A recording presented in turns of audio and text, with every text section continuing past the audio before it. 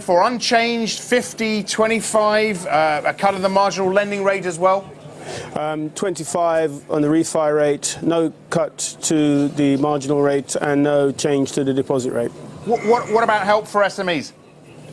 I don't think at this time. After all, we think that that would need broad agreement across all of the members, and that bond yields are so much lower than the last time they did anything to help. Significantly lower, of course, nearly 200 basis points lower for some countries and slightly more.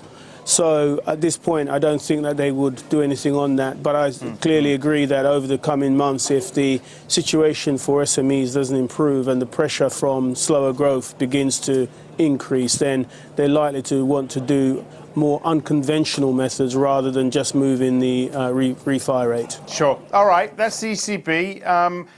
What about the Fed? More stimulus given signs of economic weakness and inflation? No, I think that the Fed will feel vindicated that they've been correct in leaving the 85 billion a month in purchases in place, and that they've said consistently that they're not going to withdraw it until there are clear signs that the recovery is sustainable.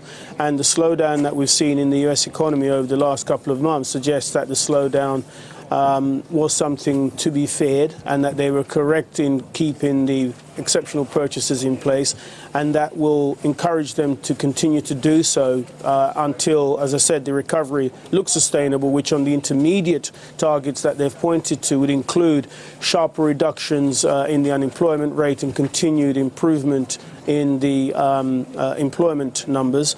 And I think on the sideline to that, of course, will be the fact that inflation remains well behaved, as it currently is, and as it's likely to be, given the fact that we've seen a sharp reduction in global energy prices.